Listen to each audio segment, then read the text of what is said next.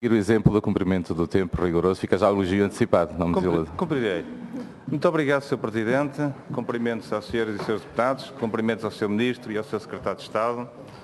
Bem, eu vou tentar fazer isto mesmo de uma forma muito sucinta e clara, pretendendo respostas muito claras, porque já foram feitas uma pergunta e a resposta não foi dada. E a questão é muito simples. Os senhores conseguiram fazer, em 2016, com o aumento do ISP, o maior saque fiscal que há história. E é muito simples. Os senhores fizeram-no em liberdade de memorandos, liberdade de troika, liberdade não condicionados à dívida que os senhores deixaram como herança em 2011 e que forçou o país a ter um conjunto de impostos agravados que os portugueses e as empresas portuguesas tiveram que suportar em determinada altura. A liberdade e o contexto foi completamente diferente e não há dúvida, Sr. Ministro ou Secretário de Estado, é que a matemática não engana. Eu percebo o vosso desconforto, sobretudo o desconforto do Sr. Ministro, o desconforto do Sr. Ministro. E é muito simples, a matemática não engana, são 313 milhões de euros a mais em imposto, dos quais, se retirarmos o IVA de 65 milhões, dá 250 milhões comparativamente a 2015 e estamos a falar de ISP, Imposto sobre os Produtos Petrolíferos. É o que estamos a falar. Não, matemática não engana mesmo. Isto para dizer o seguinte, mas isto foi feito de uma forma histórica, porque os senhores, à margem da negociação do Orçamento de Estado para 2016, lançaram à socapa uma portaria que permitiu precisamente este aumento gravoso de impostos a todos os portugueses. E mais, Sr. Ministro, Sr. Secretário de Estado, a revisão trimestral que nos prometeram não foi cumprida. A revisão trimestral que os senhores tinham a obrigação de gerar a neutralidade fiscal, ela não existiu. As palavras do Sr. Secretário de Estado, uma nova reinterpretação daquilo que são as palavras do Sr. Ministro das Finanças, que tão claro é a explicar estas matérias, nós ficamos de facto basbacados com aquilo que são as informações agora recebidas. Embasbacados, peço desculpa. Vem precisamente aquela conversa que é muito simpática de que as transportadoras beneficiaram do regime, que ainda nem sabemos em concreto qual é a avaliação que foi efetuada, quando o próprio grupo parlamentar do PSD reivindicou aqui, aliás, foram realizados um conjunto de audições, precisamente para que outros setores pudessem beneficiar, ou setores económicos, entendam-se, nomeadamente entidades empresariais e suas representações, beneficiassem igualmente da mesma matéria, nada foi aprovado daquilo que foi a proposta do PSD.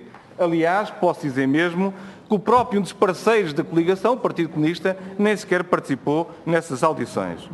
Isso para dizer que essa conversa das isenções para tentar desculpar aquilo que é o central, que é o que a matemática não engana, é essa a realidade. E o PSD sistematicamente tem vindo a alertar precisamente para esta discussão. E mais, a UTAU o que fez foi desmascarar aquilo que todos já sabíamos, porque eu repito mais uma vez, a matemática não engana, dificilmente engana, só engana quando esconde as contas. Por isso mesmo, a pergunta que vos foi colocada, eu reforço até de outra forma. É quando é que os senhores vão repor as verbas aos portugueses, nomeadamente às empresas portuguesas, deste saque fiscal que fizeram com o ISP. E mais dizer-vos o seguinte, o agravamento do ISP é de tal ordem que os portugueses pagam hoje 1.100 milhões de euros a mais em impostos de ISP todos os dias. Isto tem um efeito direto no bolso dos portugueses. Os portugueses já pagam 43%, no rendimento médio português, pagam 43% de impostos de IRS e contribuições para a Segurança Social. Quando juntamos eu peço desculpa que estão sempre a interromper, quando juntamos os impostos cegos, como são os impostos indiretos, do IVA e este agravamento do ISP, os portugueses são altamente penalizados no seu rendimento. E mais, esta situação é altamente penalizadora para a economia portuguesa. É altamente penalizadora para as nossas empresas que veem a sua competitividade agravada.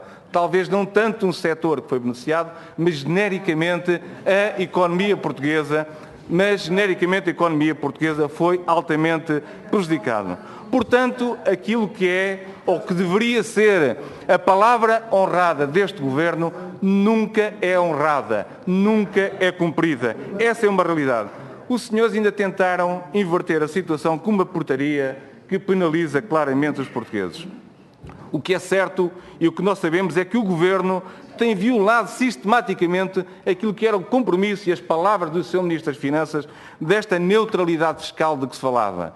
E o que é certo, o que nós vemos, os silêncios das esquerdas à volta desta matéria, que sistematicamente não querem saber de um tema que é central para a vida dos portugueses, que cada cidadão português é penalizado precisamente com um imposto que lhes prejudica a vida. E mais, a UTAU clarificou precisamente aquilo que foi este aumento gravoso de impostos. Estamos a falar de 250 milhões de euros a mais relativos ao ISP. Portanto, o saldo da neutralidade fiscal é o que nos dá. Os senhores, de facto, conseguiram, nomeadamente nas energias, uma borla fiscal gigantesca, nomeadamente para a EDP e para outras empresas, com a reavaliação de ativos, fizeram uma coisa espantosa, uma borla fiscal gigantesca, e o que é certo que o cidadão comum e com as micro e pequenas empresas são todos os dias prejudicadas com este aumento de impostos. E, aliás, o que eu vos digo mesmo é que este Governo é forte com os fracos e é fraco com os fortes. Termino mesmo pedindo ao Sr. Ministro para quando é que termina com este agravamento e quando é que são repostos os valores a que os portugueses e as empresas portuguesas têm direito. Sr. Presidente, cumpri claramente o meu tempo. Muito obrigado. Muito obrigado, Sr. Deputado. Assim é.